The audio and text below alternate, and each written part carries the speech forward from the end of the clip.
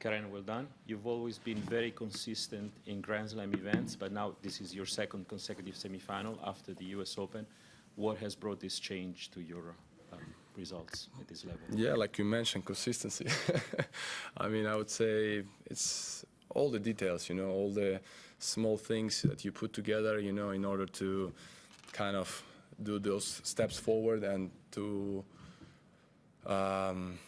to keep achieving those goals which are set. So at the end of the day, I think the first semifinals which I did in the US Open, that gave me extra boost and extra confidence, to show where I really am, and what I can do when I'm at my best, and how can I be more consistent with that form. So I think all those things together, they pushed me to where I am right now. This week you've been writing messages of stay strong on the camera to a region between Armenia and Azerbaijan. What is your understanding of the situation there, and why do you feel it's important to highlight it to the world's media? I said it many times. I have Armenian roots, my father, from my father's side, from my grandfather's side, even from my mom's side, so I'm half Armenian, and I always support. I just wanted to be honest, I don't want to go deeper than that, and I just wanted to show strength and support to my people. That's it. Simon? On the same, did you have much response from people, or from who? Even complaints from the ITF about writing a message? I know they had a letter from the Azerbaijan Tennis Federation. I didn't hear anything about that. Okay. Eleanor? You haven't been told, nobody said not to write messages on the camera, just to be clear. I mean, so far, no. Okay. Matt?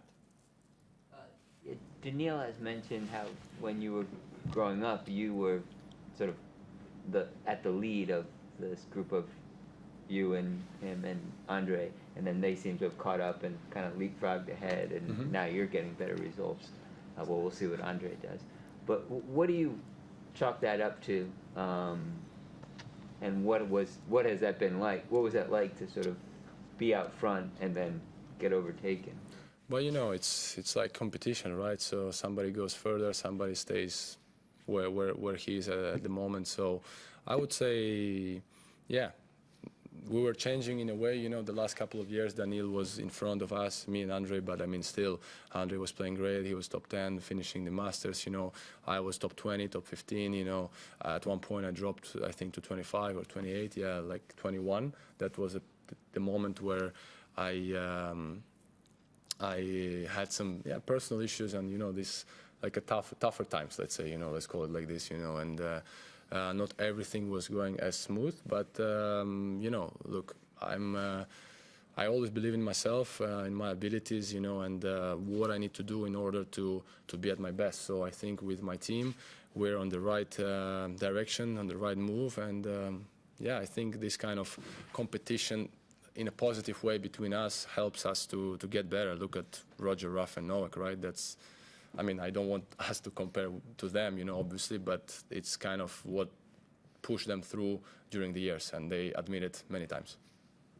Neil? There's a possibility of an all-Russian final here. Russian and Belarusians were banned from Wimbledon last year, and the All England Club are considering what to do at the moment for this summer.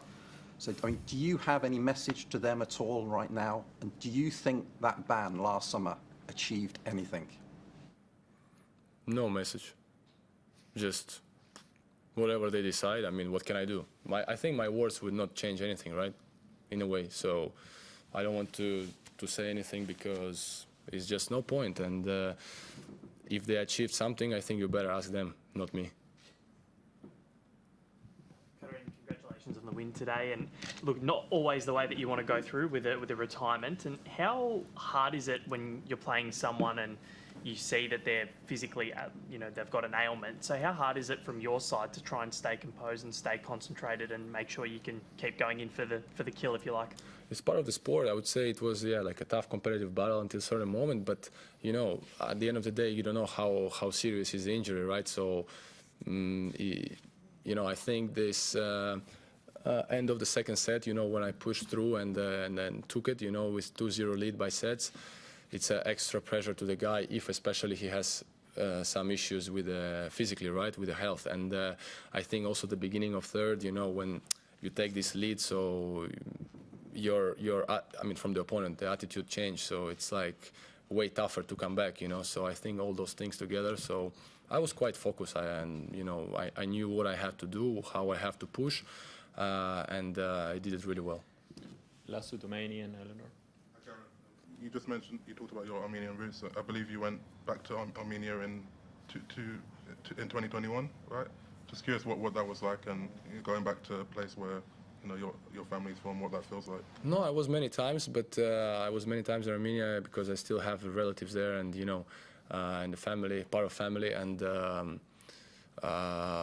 I didn't come many years since I was a junior because, you know, of our tight schedule, and I really couldn't find time to come back, you know. But I think that year in 2021, in November, we decided to kind of change our vacation with my wife and with my family, with our son.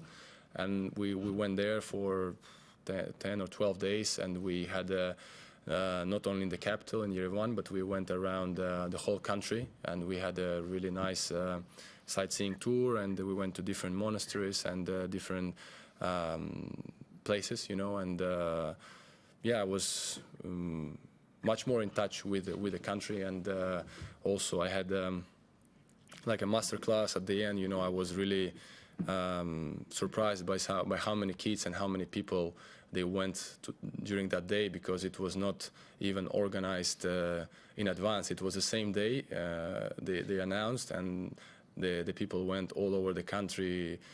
I don't know, it was maybe 400 kids, and I was really amazed by how much they wanted to see me, and yeah, that's something really really nice to feel, you know. Last one. Just going into Friday's match, what do you think you can learn from the previous semi-final you played in New York? Every time is different, you know. Every opponent is different. Every situation is different, I would say, because in New York I had, from the beginning, I had 4 sets match, then second round 4 sets, then third set Drapery. I retired at the end of the third, but we still almost played 3 hours. The fourth round, 5 sets with Carreño, then quarterfinals with Nick killed me, you know, because also we finished at around 1:30 a.m. That day I remember I went to sleep at 5 after all my treatments and everything, and the day after I had also 2 days off. I mean, kind of days off between, but the next day definitely we didn't do anything, and you try to recover. But I think once you miss the full night of sleep, it's crucial for the energy, you know, because food and sleep is one of the most, and recovery treatments, you know, I would say. So this time is different because I think I'm physically also after pre-season feeling really good so far, and I didn't had so long matches yet. So again, it's different, you know. It can be in 3 also the semi-finals, but I think coming into, I will be in a physically better shape.